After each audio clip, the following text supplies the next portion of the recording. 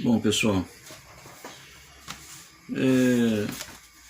a partir de agora, esse vídeo, né, exclusivamente para a gente tratar a omissão de corte. Eu ia evitar esse vídeo porque os outros foram longos demais, mas realmente esse assunto cortes até dividimos, né, em relação às sessões, representações de sessões, porque realmente ele é bastante extenso.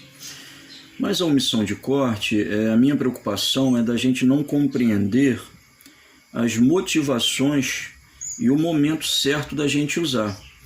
Então eu queria que vocês fossem lá na página 74, e inclusive os slides, também as aulas, né, que são os slides, também estão aí mostrando claramente isso, inclusive com essas figuras, né, que pertencem, né, à nossa apostila, que é o nosso guia de estudo. Mas a omissão de corte está contida na mesma norma que disciplina o assunto recursos dos cortes, tá bom? A 10067. E para que nós utilizamos esse recurso? Bom, primeiro que há um requisito, né? Quando esses componentes que a gente vai citar estiverem no sentido longitudinal. Esse é o primeiro requisito. Ou seja, conforme você está vendo aqui na vista frontal, ó. Então, ele tem o comprimento, está disposto no seu comprimento, aqui é a mesma coisa, o conjunto porca, parafuso e arruela, prendendo as duas placas, no comprimento, ok? O eixo aqui também, ó, da mesma forma, no comprimento, tá? E aí os pinos, né? Onde foram omitidos, né? O corte. Então, primeira coisa que a gente tem que observar no sentido longitudinal. Mas qual o motivo? O motivo é o conflito. Se eu rachurasse aqui, por exemplo, ó, o pino, você jamais teria, né?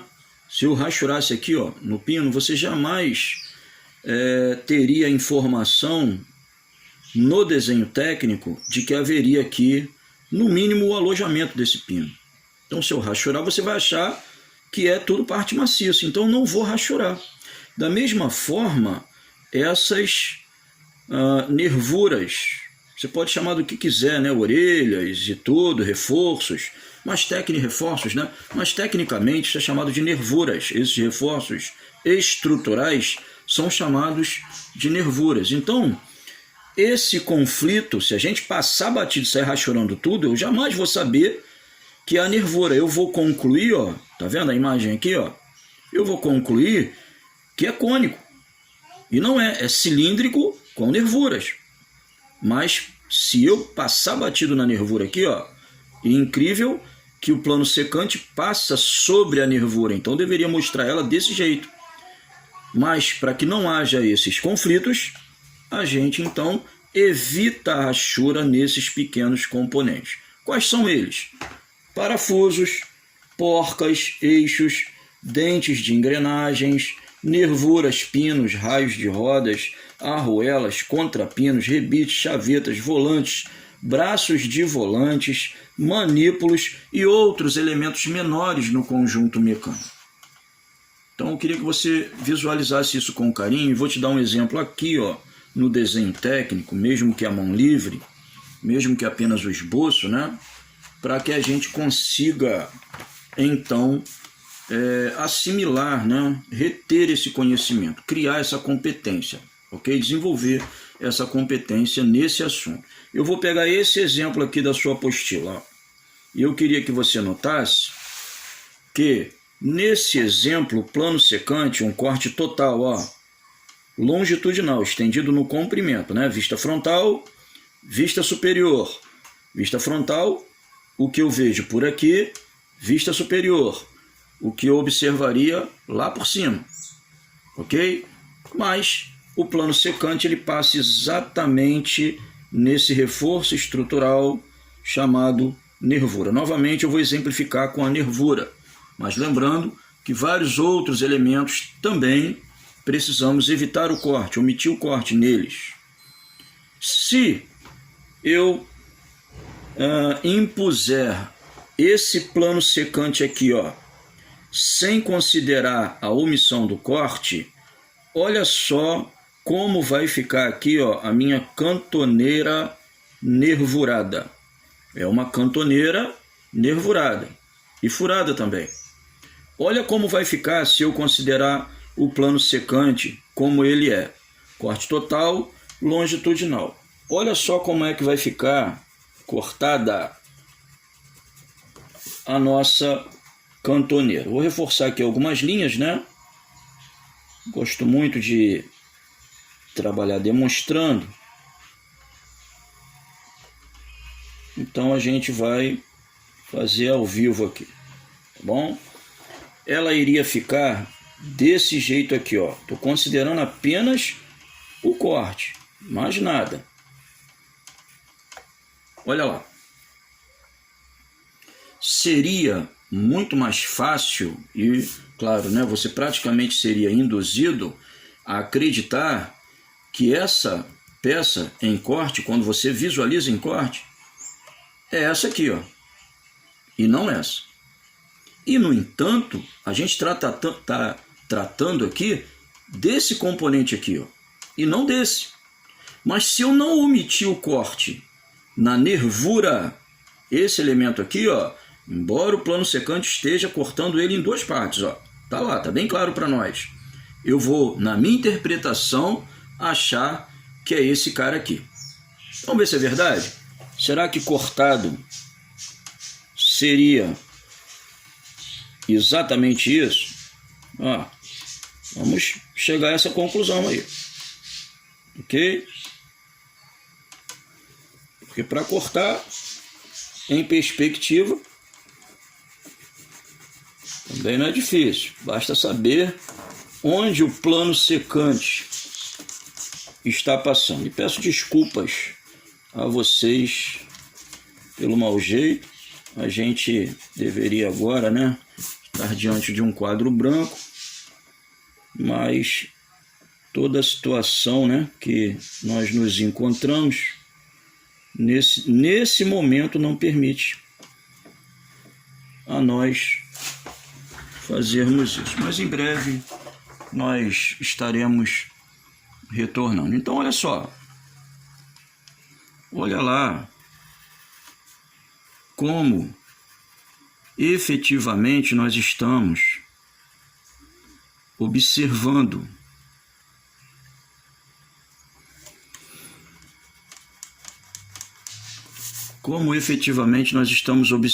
ó. Vê se não seria esse objeto aqui, ó, ao invés desse. Compara agora com a nossa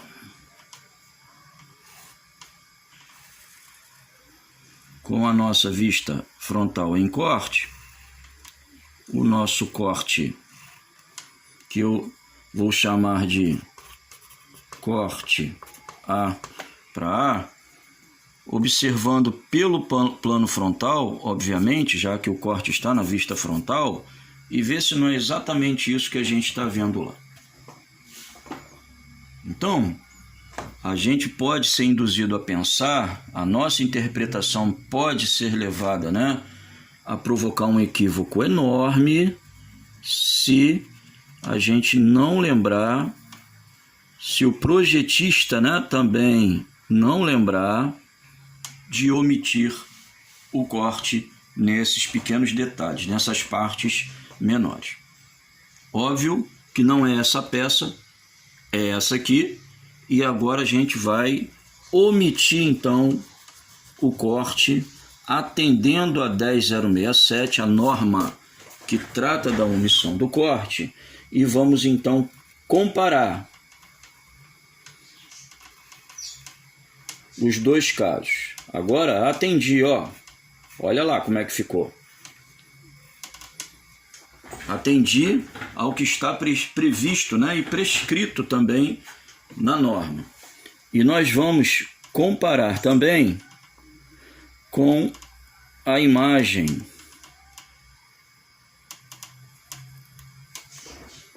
em corte. Vamos cortar o que realmente é a peça, né, o objeto em questão. E agora nós vamos comparar. Aliás, coloquei o plano secante aqui na nossa nervura, né? E agora ela não será mais cortada. Nós vamos omitir o corte nela. Então vamos lá. Vou retirar somente aquilo que vai sair, considerando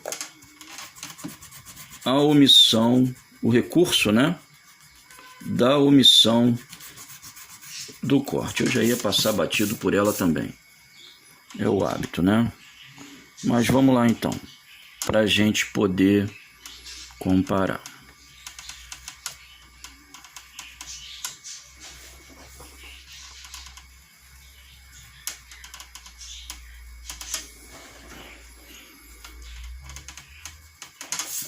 Então, ó, a peça foi cortada, representada em corte, o corte idealizado, né? E o objeto representado em corte, conforme o caso anterior e conforme está também na imagem, ok?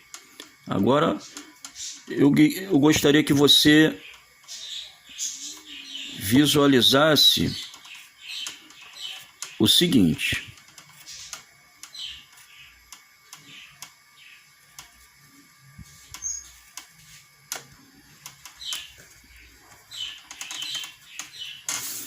Vai ficar mais claro para nós aqui, ó.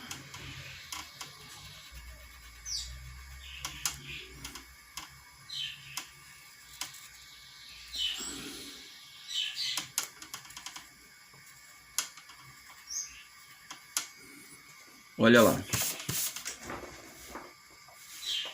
Olha só o que a gente fez aqui, ó. Vou até reforçar algumas linhas para que a gente consiga uma compreensão geral, enxergando o todo, né?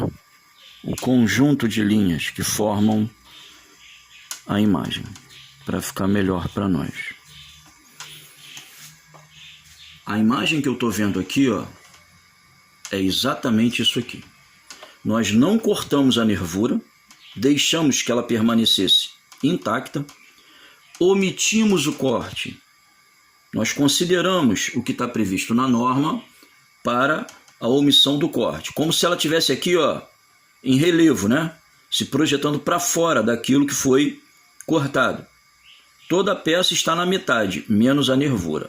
É como se o corte viesse, né?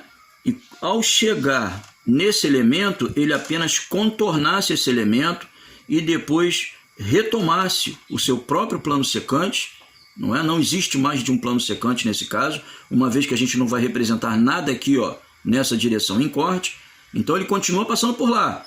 Só que a gente fez um contorno dele aqui, ó, pegamos uma outra via aqui, ó, e aí retornamos para ele e continuamos o corte lá em cima.